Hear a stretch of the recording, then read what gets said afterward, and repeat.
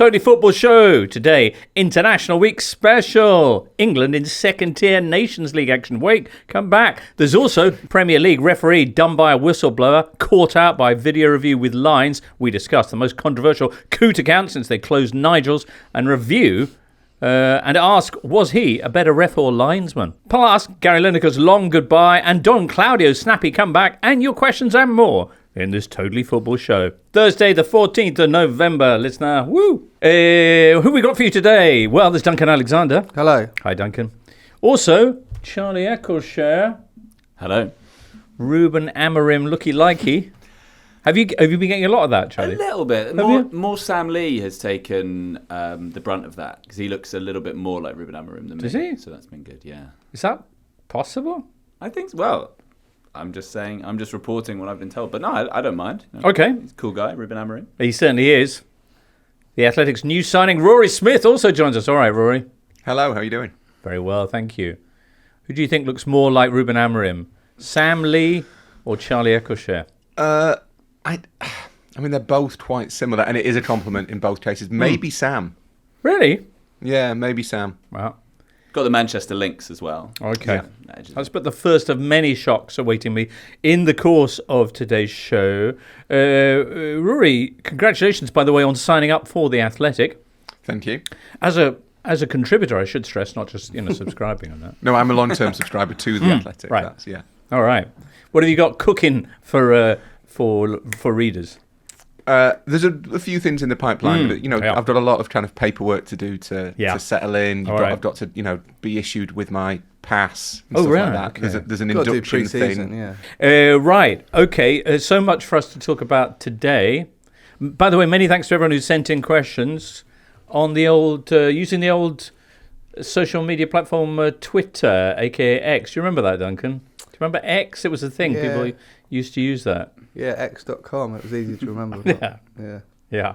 I guess we'll soon. Given the way that the winds of the vagaries of public, fickle public tastes have shifted over the past few days, we might be requesting your questions on Blue Sky soon. Does Totally Football Show have a Blue Sky?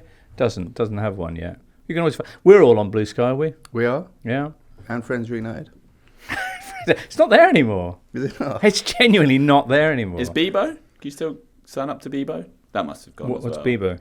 Bebo was It's only like what Facebook could have been. Bebo was it was MySpace and then Bebo. Right.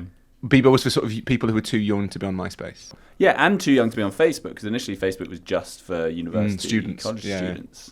So there was a market for it. What's that, listener? Some football content. Well, here is GRM Stern, who asks, will this be one of the lowest interest international breaks ever? Is anything interesting happening anywhere? Well, I don't think those metrics are recorded, so it's quite hard to prove. But, I mean, just looping back to the previous point, social media, we are probably living through a time in football where social media shapes stuff and narrative and things quite in a way that wouldn't have happened 20 years ago. And 25 years ago, a November international break would have probably just passed pretty quietly. People probably wouldn't have even thought about football for a couple of weeks. But now we've learned, don't become the main character in an international break. Well, yes, we'll be talking about that fellow who did soon enough. But first off, let's see if we can dredge up some, nuggets of something to pique your curiosity from the Nations League and beyond. The Nations League group stage actually concludes over the next week, which is exciting. Germany and Spain have already qualified for the quarterfinals. There'll be 8 teams there. Italy, France, Portugal, Croatia, Denmark, and either Netherlands or Hungary are currently in line to fill out the other 6 places. England, well, they are battling to win promotion back to the top tier. They're going to be facing their rivals Greece on Thursday evening. Woof. There's going to be a draw week tomorrow for the quarterfinals, listener. And also for the promotion relegation playoffs. Did you know about these? So you did. Okay. If you finish bottom goes down, top of group goes up, and second last goes into playoff with second in the top tier below. So it's very exciting. And, England, a plucky Group B England, could get a real plum draw from one of the Group A teams dropping down. Thomas Tuchel's first games could be a promotion playoff with Scotland, who could be dropping down. That actually would be good. Yeah. Nations League Final Four will take place next summer. Don't know where yet, because it depends who's going to be in it. Anyway, come on then. Let's talk about Greece, England, and make it quick because it's literally about to kick off. Suffering a shock 2-1 defeat against Greece last time they met back at Wembley on match day 3. 2 goals from Vangelis Pavlidis, including that 94th minute winner. It means now that England travel to Athens knowing that anything but a win would hand promotion to their hosts and leave them, as Duncan mentioned, facing a promotion playoff. It's also Lee Carsley's last pair of games as interim manager. Who's fired up? Well, I think probably the Greeks is the answer to that question, isn't it? Because obviously we've seen 8 players drop out of the England squad, and it does feel as though the fact that it's kind of Carsley's last 2 games, it's an extra international break that nobody really wants. It's a competition that at this stage no one really cares about in England.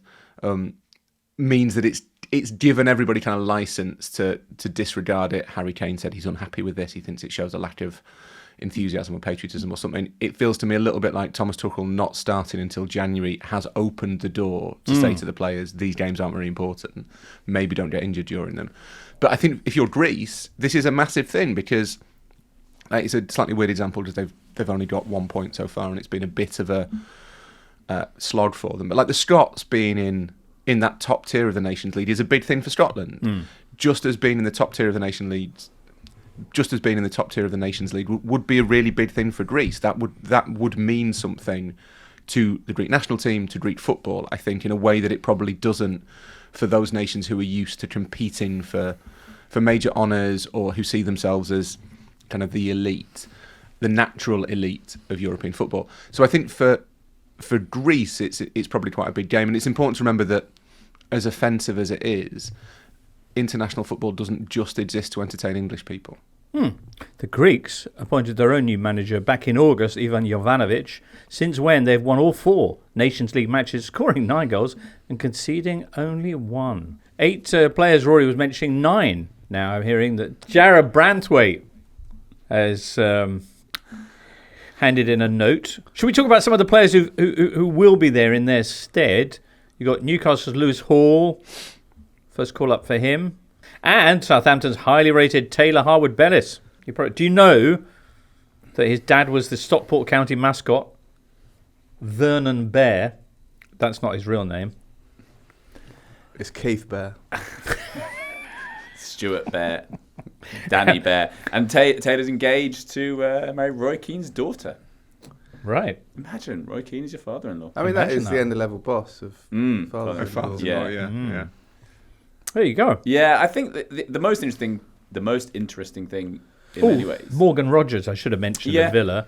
And also Tino Livramento, who hadn't been capped but did get a call-up previously. I think the most interesting thing about the withdrawals actually was Harry Kane calling it out. I mean, it's quite unusual for a player to break ranks and that kind of... Right. Though he does get a winter break, to be fair to him. Yeah. Do you think the fact that he's over in Germany has given him that license to call fellas out? Maybe, and I wonder if it feels like, from a distance, the culture in German football is to be a bit more outspoken. You feel you get some quite spiky quotes. Yeah. Like even there was one player who called out Harry Kane for his sort of trick of leaning into them while in the air, which I don't think you'd really get that in English football. No. That's quite an interesting concept that Harry Kane has, become. He's like Oliver Kane. He's like merging into this kind of, he'll be the sort of sporting president of Bayern Munich in 20 years, just blasting young players. Imagine if he'd gone to Dutch football, how outspoken he'd be. Yeah.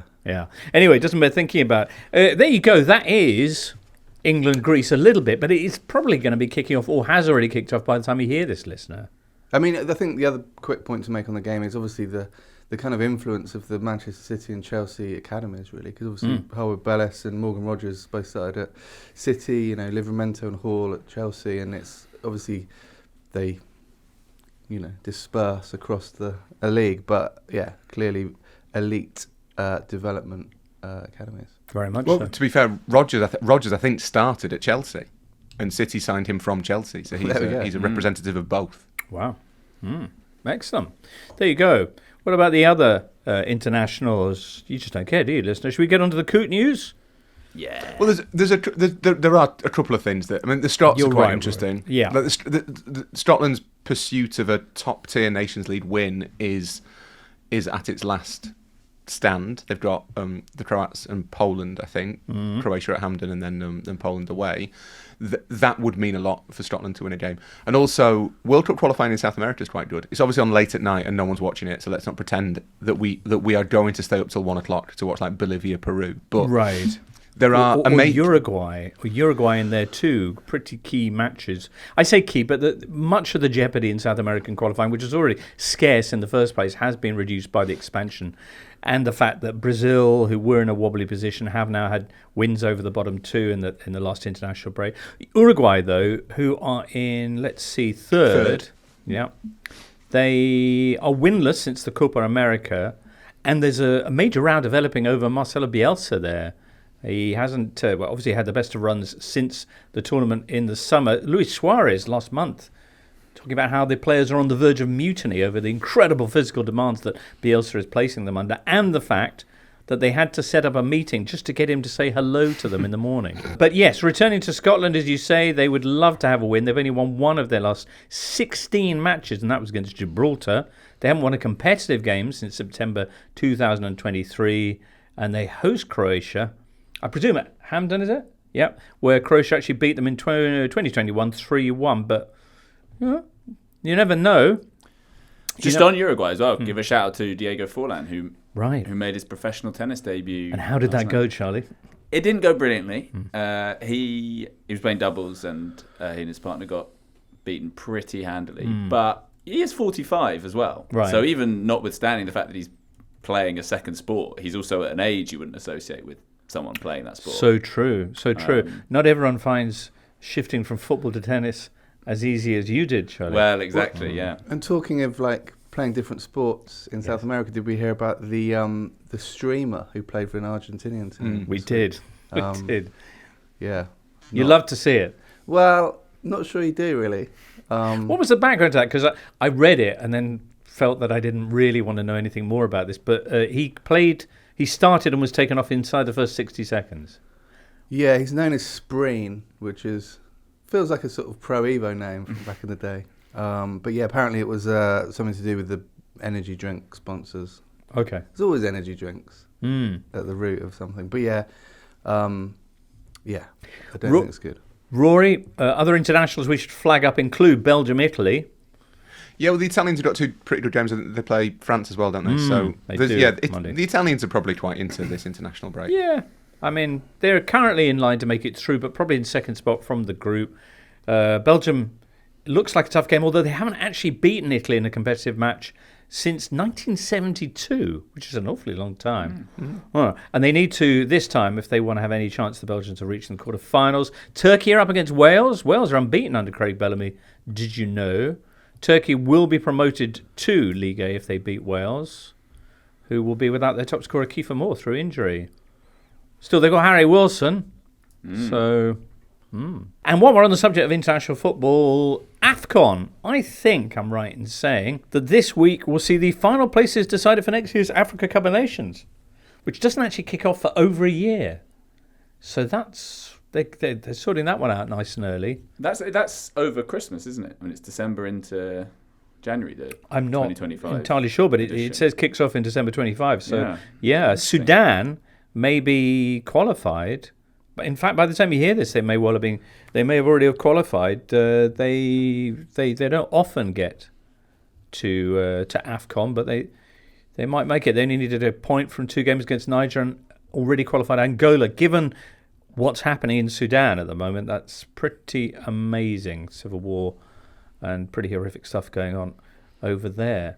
There's loads of international football, some of it significant, others, just enjoyable for the fun of it, the spirit of the game. And I would advise you to seek out whatever you fancy, and then we'll be reporting back on it on Monday. Next up, though, shall we move on to, Charlie, refereeing?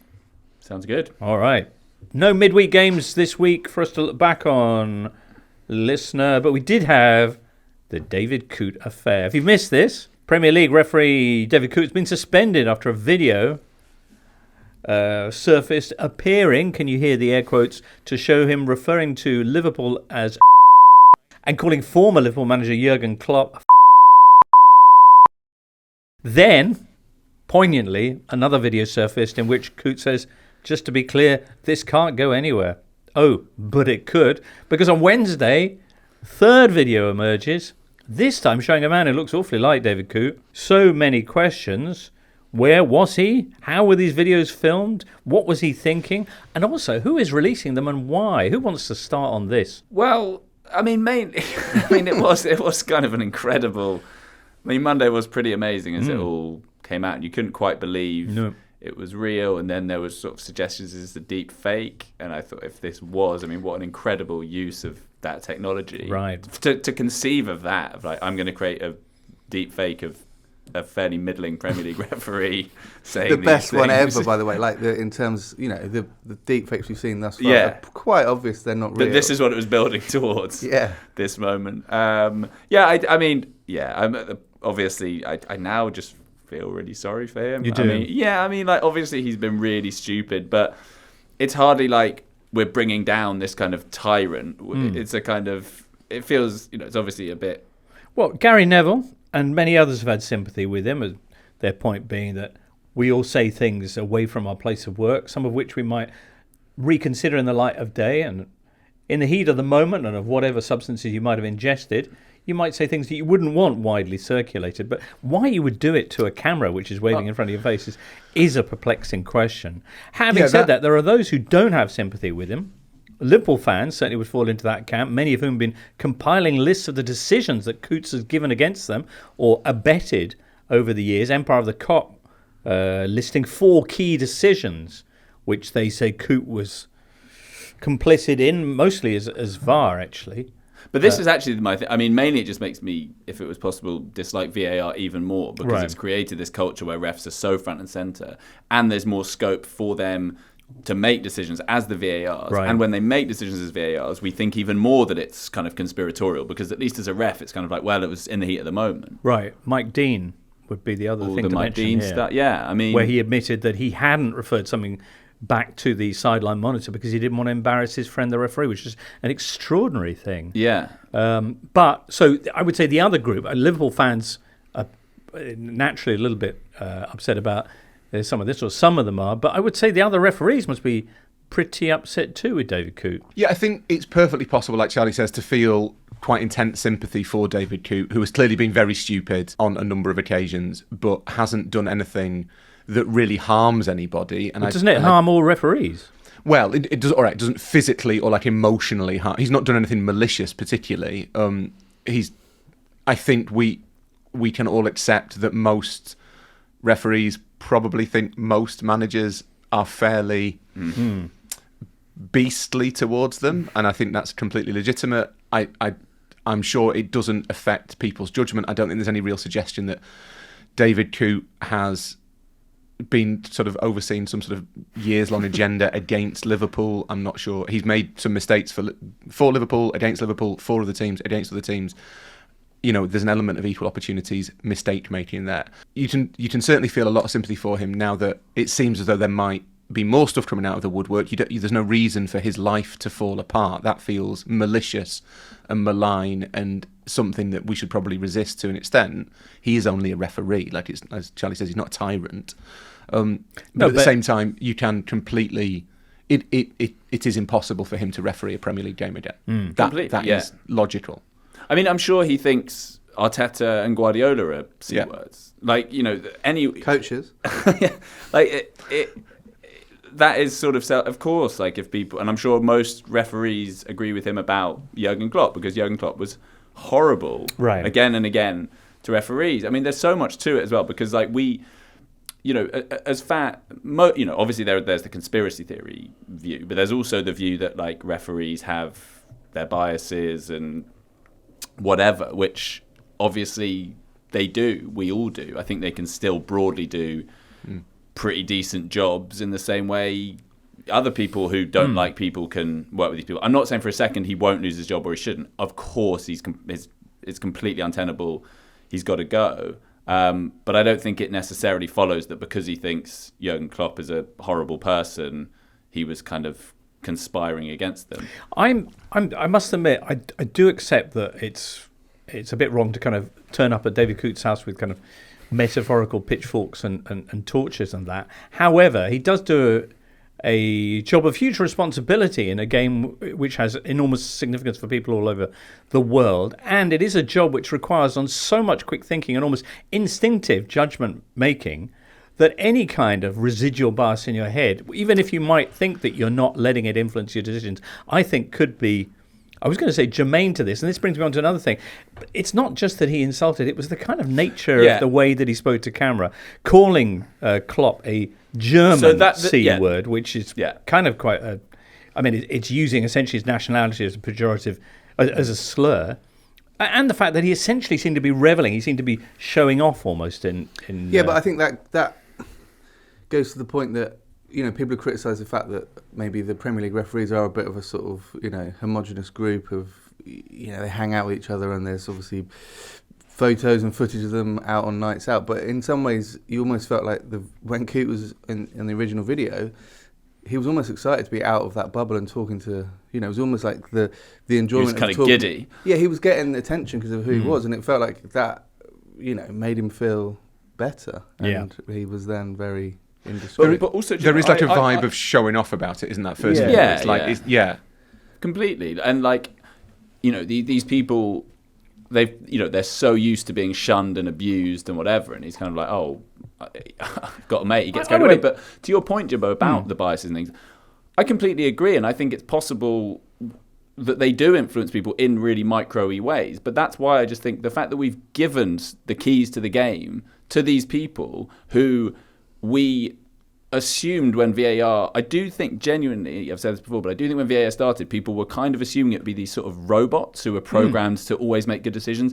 It's not. It's fallible people, and they will always be fallible, and they will have these biases and preconceived ideas. So why are we giving these people so much authority and so much agency over the game? What alternative? I think that's get rid of VAR and just say because I think, and that also reduces the pressure on people. Balance? Is it not some form of checks and balances? Maybe, but I think it also puts so much pressure on people like David Coote, because so much of this stuff is about when he was VAR, which we can then position more as malice and bias rather than just in the moment making a quick decision. How many people knew fourth officials in pre-VAR era? Not, you'd just be like, the ref, but he was just the ref. Now it's this kind of litany and this sort of organogram of like, well, this person here. When he does that on a Wednesday, he always gives a penalty. It's kind of, it's out of control. And like, Nick Miller did a piece for The Athletic this week, sort of saying that it just gives succor to all those people that think there is a conspiracy, and it will, and it has, and it won't end. And you can tell that Duncan spends too much time on Spanish football teams' websites by the fact that he just used the word organogram in his video. No, look, I think that the perception of fairness is really, really important for referees in a way that we don't necessarily give enough credence to. Like, it doesn't matter if David Coote has or has not given decisions in favour or against Liverpool. It doesn't matter. What matters is that it is now easy to perceive that every single decision he makes is kind of exposed and defined by that bias, and as soon as that appears, his position is untenable. And that's really sad, because he's in his mid-40s, early 40s.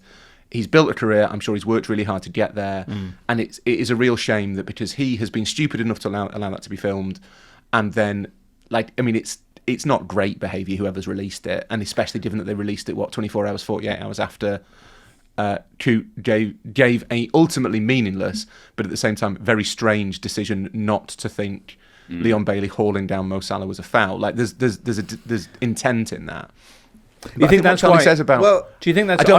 I don't think that's coincidental. I suspect it's not true. I don't know, but I suspect it's not coincidental. I think the third video is from elsewhere. I think that is the start and hopefully the end of like a pylon of people realizing this is now a story. Right. There is profile and or money to be made in releasing whatever bits I've got. And look, Coote has clearly made a lot of serious errors in judgment, and you can very po-facedly say, well, that alone means his position's untenable, because his job is literally to make judgments, and if he can't be trusted to do that well, then maybe he shouldn't be in charge of games. But I think what Charlie says about VAR hadn't occurred to me, and is a really, really good point, because a lot of the infantilization of our culture around refereeing, which is, referees always make mistakes.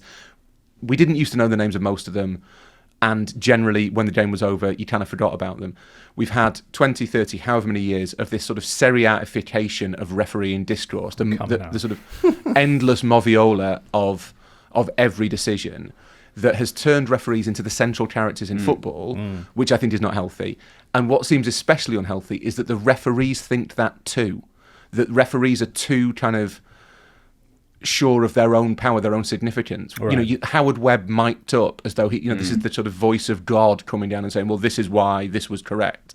The whole thing, there is a real sense of like pomposity around PGMOL, which I think is related to this in some way. Maybe Coote being free of it is why he made those errors of judgment, but maybe there is a sense of kind of, how dare Jurgen Klopp have a pop at me? How dare Andy Robertson do that? Do you know what I mean? There's a real sense of, I'm the most important figure here. I am the main character. It felt like Coote made the mistake of articulating the referee's WhatsApp chat with strangers on a video camera, which, Never do that. Never. One of my main rules for life. Indeed.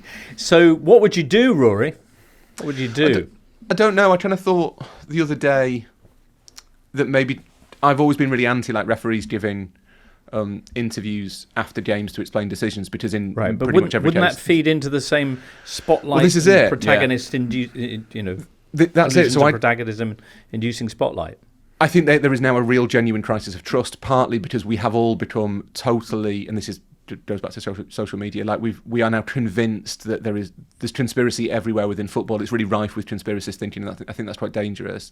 So part of me kind of thought, well, maybe if they were a bit more transparent, and maybe if they said, we will explain the decisions, and what they would say to explain the decisions every single time was, I thought that was the right decision. Yeah. And that's the extent of the interview. But maybe if you did that, maybe that would inform the conversation around referees or humanise them. But you're right, Jimbo. Like, I think it has the same problem of it turns them into central characters in the drama, whereas we don't want, that should not be the case. You used to know the name of David Ellery and maybe one other, and the one other was generally because they were quite bad. I do think Jeff Winter. Yeah, I mean, so much of it is about how much they're talked about, and I think this would never happen.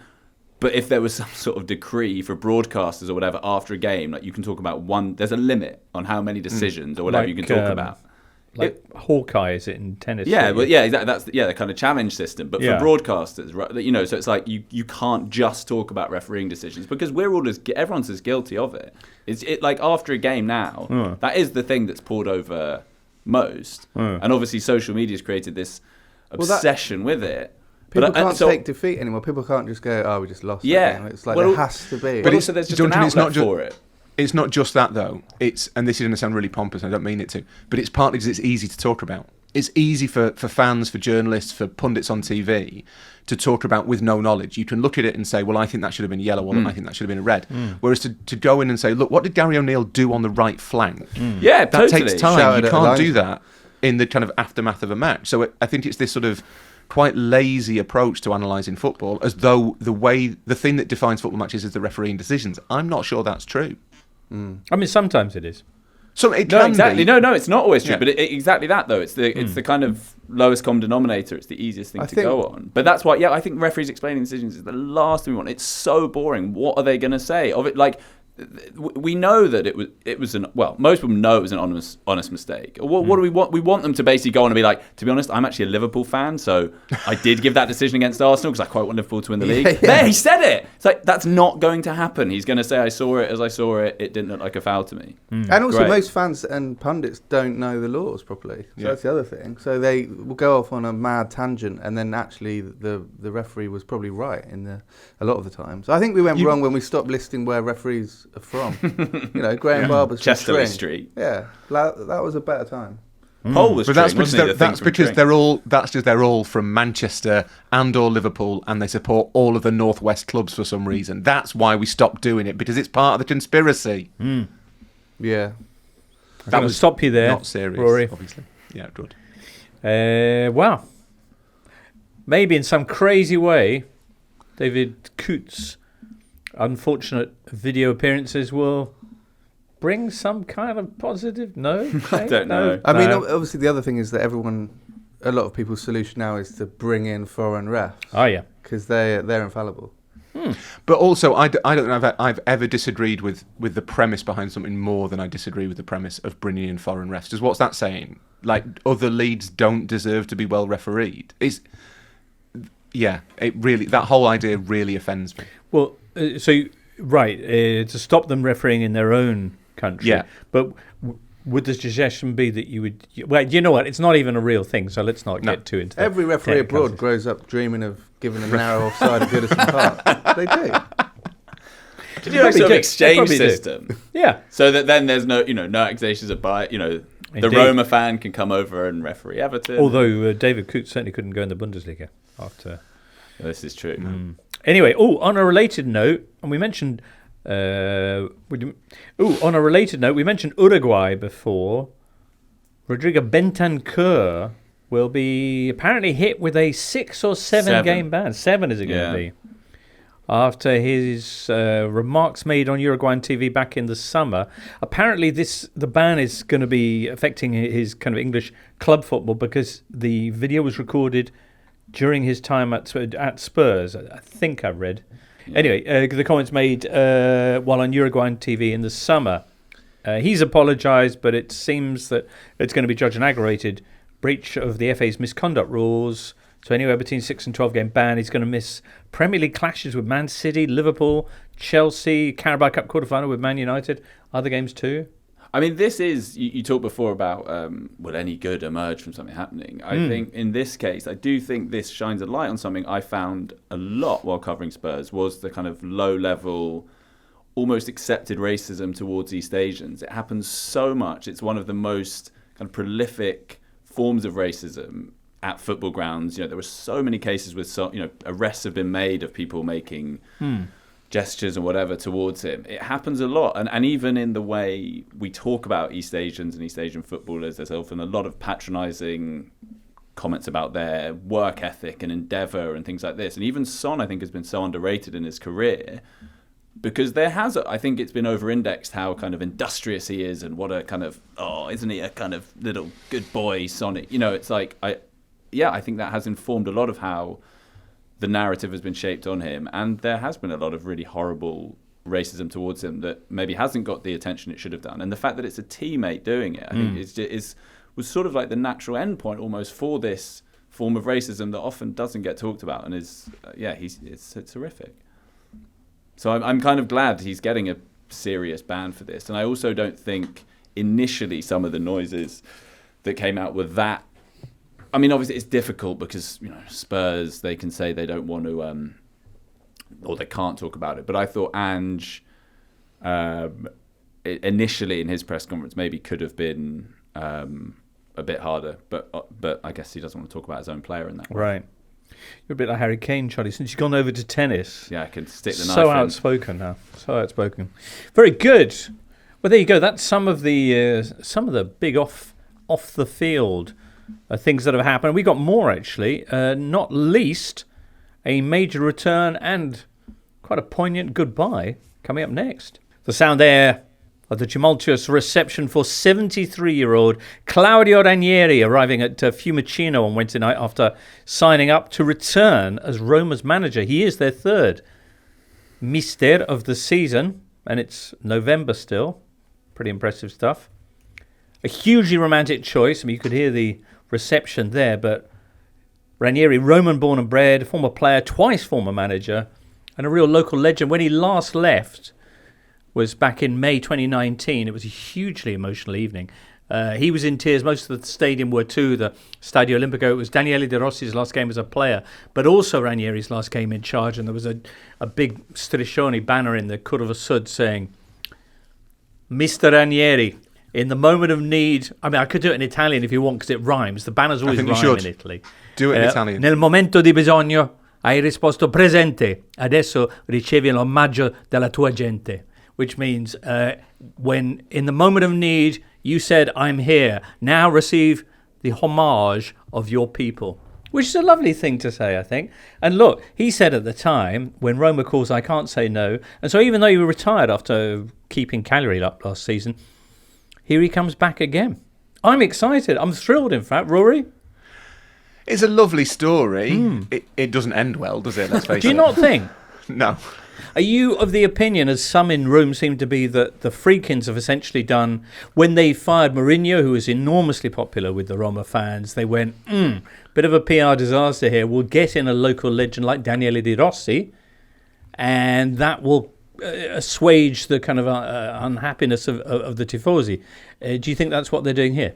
There's an element of that, definitely. I think that the original sin in this case, and the difference between those two situations, is that you could make a case for firing Mourinho. I realise he was really popular with the Olimpico, but he had been a source of trouble in that Jose Mourinho way, and results had dropped off.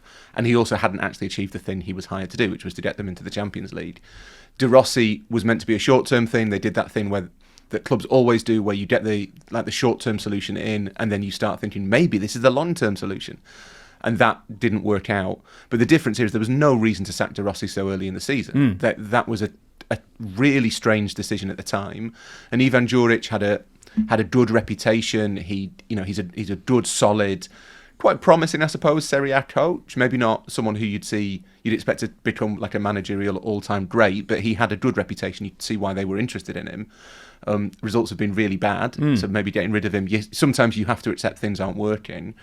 But it looked a little bit more desperate this time, and it doesn't kind of mend the original esse, which was they massively knee-jerk reactioned in sacking De Rossi in the first place after 4 games.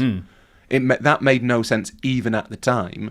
So they are now very much kind of back at square one. I think overall the picture is increasingly, for a group, James, you'll know more about this than I do, but my sense has always been that the Friedkins aren't inspirational owners, but they seemed pretty competent, all told. They were solid, unspectacular maybe, but they were real. They weren't doing anything too nuts. The last 3 months has been. If I was a Roma fan, I'd be pretty worried about the general direction of the club. To be honest. Right, and if you're an Everton fan, you might feel the same way too, given that they are incoming at I would say Goodison, but thingy. Bramley Moordock. That's the one. That's the one. Roma are off to their worst start to a Serie A season in 2 decades. I think he's got a 7-month contract. He's had incredible successes, inconceivable successes in the past, and he's had some jobs that haven't worked out. His last stint at Roma, when he also performed a bit of a rescue mission, worked out pretty well. The time before that, he very nearly beat Mourinho's treble-winning side to the Scudetto. So I think he's going to be sensible, make them work. I think expectations probably will be lowered a bit. I hope it works out, because he's probably... Somebody actually was posting this on a social media microblogging site, that he might just be the most universally loved manager anywhere in the world, Claudio Ranieri. Would you go along with that, Duncan? Apart from by Jose Mourinho. Well, even Jose, I think, softened. Did he? Yeah. Yeah, I'd say so. I mean, not many people, I'm just looking at his last, clubs, gone from Leicester, Fulham, Roma, Sampdoria, Watford, Cagliari. It's just, he just bumbles around and cheers people up. What's brilliant about Ranieri, I think, is that if you go on his managerial statistics on Wikipedia, obviously there's the height of his career when he was kind of really one of the elite managers in Europe, then Leicester. And then before all of the kind of Fulham, Nantes he was at, apparently, obviously Cagliari, where he did okay in his second or third, in his stint at Cagliari. Second, I think it would be. Second stint, yeah. But before all of that, it just says Soccer Aid.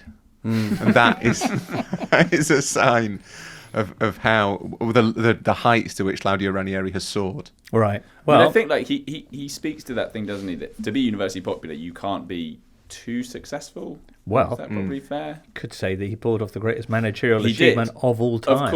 Of course. But even in that, he didn't put anyone's nose out of joint in quite the way that you do if you're managing one of the big hated clubs. We never talked about Ranierismo or Ranieri ball or anything like that. Even though he was very much front and centre of the operation, he never made it about him, I don't think. Or at least he did it in such a charming fashion. I had the very great pleasure and honour to have worked with him on and interviewed him on various occasions, and Sometimes people aren't as nice as they might seem, but he genuinely is a smashing bloke and someone who's really enjoyed what football has given him. And I think as a Roman born and bred and a Roma fan, he'll be quite delighted, although sad that the club is in trouble, but delighted to have got the call. Just looking at the rest of the world team he managed in Soccer Aid, it included Michael Sheen.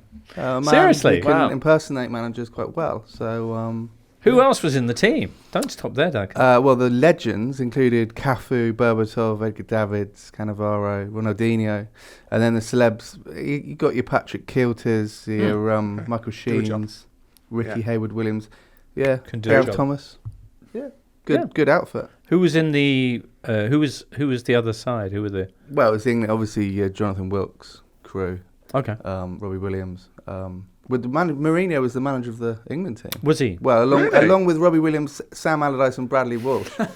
That is a dressing room. It feels a shame that England in 2016 couldn't find a homegrown manager for Soccer Aid. That feels damning. Yeah.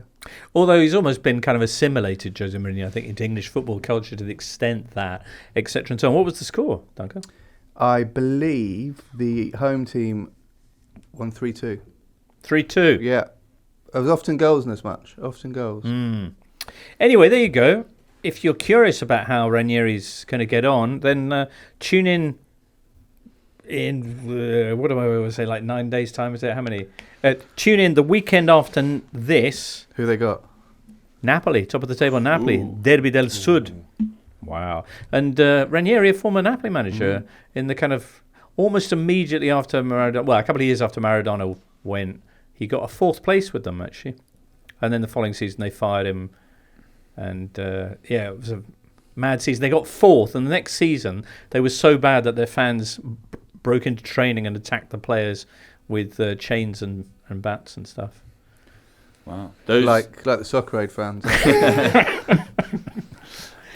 Those two managers won in that match, in that forthcoming Roma Napoli match, won Premier Leagues in consecutive seasons. Good Lord. Wow. Conte and Ranieri. Wow. Excellent. Let's get some questions for you and discuss the other big midweek news next. Hello, Jack W. Jack W asks a proper football question. Thank you so much. With how efficient Liverpool are under Slot, would you say Klopp was holding them back? Would you? Something that is, I think, slightly uneasy for sort of analysing Slot's first season, and it'll change as results change, and it may not be the case that by like May we're still talking about this, but it is difficult to know where to pitch praising Slot without criticising Klopp, and it should be easy because you should just be able to say, well, Klopp left Slot, this incredibly healthy club, this team that didn't need a massive refresh, this defined style of play that they're still using to an extent. The Villa game, they scored 2 very Klopp Liverpool goals on those sort of rapid counter-attacks. But at the same time, it does feel a bit like every time you say, well, Slot's doing this and Slot's doing that, it does feel a bit like you're criticising Jurgen Klopp, which, unless you're David Coote, is difficult to do. It feels strange to do that. I wonder if they needed a fresh voice, right? Yeah, and I think the other thing, did Michael Clark's write a piece? I'm not in favour of fresh voices this week on. I have a vested interest in fresh voices, James. I think Michael Clark's wrote a piece this week on how winning the Premier League in your first season, you kind of have an advantage that people haven't seen your system before. They don't know exactly what you're going to do, so you're not predictable. I think by the end, teams knew exactly what Klopp's Liverpool were going to do, and most of the time you couldn't stop it, but you probably could stop it often enough to make a difference. And let's not forget, Liverpool had mad injury problems last season, and this season it's City and Arsenal who've got them. And I think, so what was I going to say?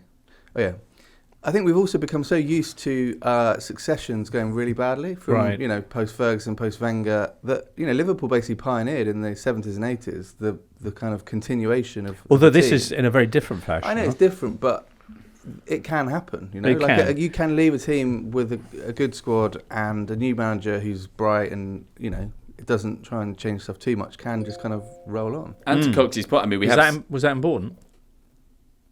Oh, okay. No. I mean, to Coxey's point, we have seen managers come in and win the Premier League in their first season. It's so true. It's happened quite a few times. Claudio Ranieri. Not Claudio Ranieri. Didn't he? He'd been at Chelsea already. Oh, I see. But he's with Leicester. Yeah. Mick Stone, though, with a counterpoint. Mick says, does Benji's Uncle Jeff, you remember his league table system, think Liverpool's league form to date has been overrated? Ooh, their points total is the same as it was for the corresponding matches last season, and their goal difference is 3 goals worse. So, have some of that, Arnie Slot. Yeah, but again, and this gets to Duncan's point, and I know this is something that Liverpool fans are like conscious of. It feels like at the end of last season, Liverpool finished third, and it was assumed that Liverpool finishing third meant that they were to be grouped more with the teams who'd finished 4th, 5th and 6th than the teams who finished 1st and 2nd. Liverpool had a really good season last season, and it tailed off just a little bit at the end. But it's become a sort of source of banter, the chase for the quadruple that ended with a League Cup. But there was a point last season when it looked like Liverpool were genuine contenders to win all 4 trophies. They were a really good team. So if they're on track for last season's points tally, that's not necessarily bad, because last season wasn't a bad season. That's very fair. Let's have a question from Neil now, who asks, which Man United player do you expect to shine under Amorim and the 3-4-3 system? Charlie, you look like Ruben Amorim, so what do you think? Can I get in his mind? That's quite a difficult one, just because I do think often we oversimplify it. Having done plenty of, for Spurs, winners and losers for this player, and then they slightly surprise you. I mean, Fernandes already looks pretty improved post Ten Hag. But that wasn't under the Amorim 3-4-3. Sure. No, it wasn't. But I just think I think he's one of those players who, if the system is right for him, right, and do you think Amorim will build around Fernandes? To an extent, yeah, I think he has to. I mean, Fernandes is one of their best players. He's their captain.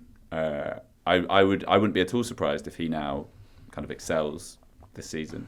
Depending on, see where he plays him, but, if he plays him in a slightly more advanced role. It's a big test, isn't it? Because we saw there at Ten Hag, he came in with a defined style of play and tried it for 2 games, and the pressure of losing 2 games as Manchester United manager was so big, he then had to revert back to... Exactly. And their squad isn't really set up for that. I mean, if Luke Shaw ever gets properly fit again, he is a really good option as a wing-back. But you wonder how much Amorim is going to have to compromise for the rest of the season, and then, keep people on side for next summer. But I think Fernandes, if he does play as a kind of one of those 2 number 10s in Amorim's system, with a bit more freedom, and if you've got a back 3 or back 5, and then 2 kind of sitting midfielders, which he could do with Mainu and Ugarte, then I think that could be really good for him. Lenny Yoro's been training. Yeah, again, he's people have sort of forgotten they signed him because he got injured in pre-season, but I think he could be a key figure in that defence. All right. A winner just by dint of being able to play as well, not just the change of manager. Very nice. Very nice. Well, thank you for those questions. Do send in more, by the way, for Monday, which is also an international pod, so very much has room for the less topical themes of discussion. And next up today, let's conclude with perhaps the biggest story regarding fresh voices, Gary Lineker and Match of the Day. Your job now is to stand by our new presenter, Match of the Day viewers. Gary Lineker, it's now official, will be stepping down as the presenter of this venerated, is it right? Venerable, certainly, highlight show at the end of the season. This is a big deal, in case you weren't sure, especially if you're a non-UK listener, because Match of the Day has been going literally forever. And Gary's been doing it for a quarter of a century. I can't believe that. Quarter of a century. Back in 1999 when he started, the Premier League was called the Premiership. Man City had just been promoted from the 3rd tier. How times have changed, but he's been the one constant. For a lot of people, they won't remember a Match of the Day before Gary Lineker hosting it. And now he won't be anymore. So it's perhaps the last pillar of people's kind of football childhood, isn't it? Going. Yeah. Dishy Des before him, of course. Who? Well, exactly. How quickly times move on. Well, indeed. He's been amazing. He's come on leaps and bounds as well. If you see him in those early days, have there been many clips of his early days circulating? Well, do you know what's more actually? If you listen to his Desert Island Discs, which I think is when he's still playing, or he might just have retired, he even sounds completely different. Oh yeah, it's like a different, because I think during his, I wasn't I was too young during his playing career, but he was thought of as quite sort of boring and straight, I think. And even the way he talks is very kind of monotonous, and he's obviously become so much more charismatic over time. It will be big shoes to fill. Big shoes to fill. Rory, you're frowning like you want to. No. I was just in the shape of my face. I was really struck actually in when it was announced. If you looked at the social media reaction across a variety of microblogging sites, James, the number of people saying, "Well, we should just get rid of Match of the Day anyway. No one watches it." Right. And I think it's one of those things where people confuse their experience with the majority experience and assume that they are indicative of the norm. It's still the way most people consume football. Match of the Day. It's still, a live Sky game. A really big one will get a couple of million viewers. Plus however many watching it illegally on Fire Sticks, which I think is more than I think it is, but probably less than younger people think it is.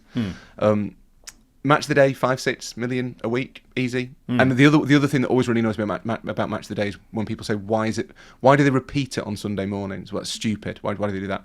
Kids want to watch football. My son watches Match of the Day on Sunday mornings. I think a lot of people's kids watch Match of the Day on Sunday mornings. That's why it's there, and it's why they have the kind of there's always a community bit, like a charity bit in it as well. And it's really important that kids have access to football, because we've seen what happens to sports when they're not available free to air. You can't just expect everybody to search things on YouTube. To be honest, I'm not sure we should be encouraging kids to search for stuff on YouTube, but that is a position of national importance. It is. There's only been 4 presenters of Match of the Day since 1960. Sir Kenneth Wolstenholme, David Coleman, Jimmy Hill. 5, yeah, okay. Bob Wilson and Des Lynam. And then... And Gary.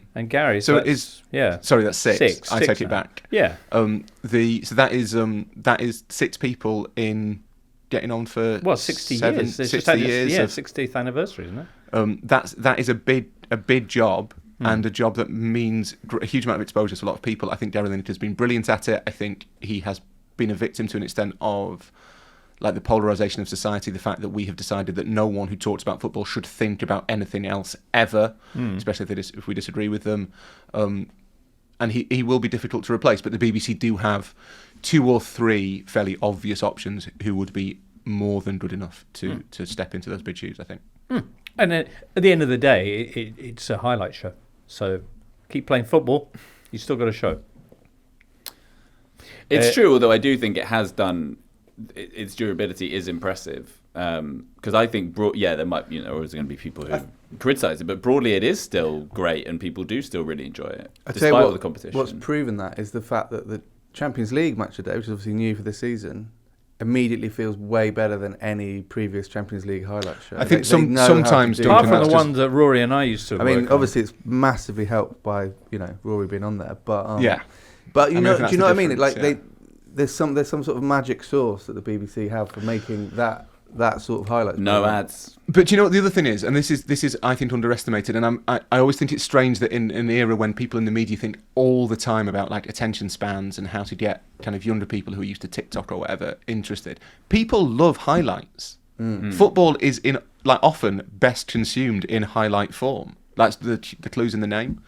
Lots of some games are really compelling and you want to watch 90 minutes of them, but often 7 minutes packaged up nicely will do you. And I think Match of the Day hits that sweet spot that you don't need a massive attention span to watch it. You can second screen while you're watching it, because you might not care what happens in Bournemouth against Crystal Palace. It's a very modern formula, despite being 60 years old. Wow. And they don't show QPR every week now as well. So that's improved it as well. So there's that. Anyway, Match of the Day should stay, says Rory Smith. And Gary Lineker, sad you won't be, because you've been magnificent. And he is carrying on with their live FA Cup coverage in the World Cup. Yeah. So Hello. Wayne Lineker's just released his top 10 favourite things, which includes vinegar. So I'm sorry? On Instagram this week, Wayne Lineker listed his 10 favourite things. Just things, not crisp flavours? No. Just things. Very varied list, but one of the things was vinegar. Okay. Nando's was on there. Doesn't get enough love, I don't think. But that's probably the second most surprising thing that's come out on social media this week. What were the other 9? Instagram was one. Was it daily or weekly testosterone injections? Yes. Seriously? Ibiza. Yeah. It's worth checking out. Yeah. Can you not reveal the contents now? Right, number 1, Ibiza. Number 2, parties. Number 3, cream eggs. Number 4, music. Number 5, HP sauce. Number 6, Nando's. Oh, yeah. Number 7, vinegar. Oh. Number 8, worldies. Number 9, Instagram. Yep. And number 10, testosterone injections. Solid list. That's amazing. What prompted him to list for the benefit of mankind his favourite 10 things? Not entirely sure. He must have thought long and hard about that list. Can you imagine if it he was wasn't trying to come up a with your 10 things? It must Worldies is smart as well. It covers quite a few different areas. Rory? I was going to say, it must be like a TikTok or an Instagram trend that people Must be doing it, I presume. Have But you got yours ready? Vinegar. Have you got your top 10 things ready? Weirdly, my top 10 things is exactly the same as Wayne Lineker's. Nice. Mine's, no, it's not. So, wow, listener, that brings us to the end of today's exciting romp through the world of football and beyond. Many, many thanks. I'm sure you would like me to offer on your behalf to Duncan and Rory and Charlie and Rachel and producer Charlie in the booth. We'll be back on Monday. And frankly, I don't know what we're going to be talking about, but obviously some of it's going to be about international football, which, although we slightly made light of it before, could well be significant. So do join us there and have a terrific weekend in the meanwhile. And from all of us here, it's goodbye. The Totally Football Show podcast is available 3 times a week, bringing you all the football news you could reasonably be expected to care about. We've got views, we've got stats, we've got analysis, we've got some of the best football writers around, and the whole thing is absolutely free. So have a listen on Spotify or Apple Podcasts or all the usual places by clicking on the link below.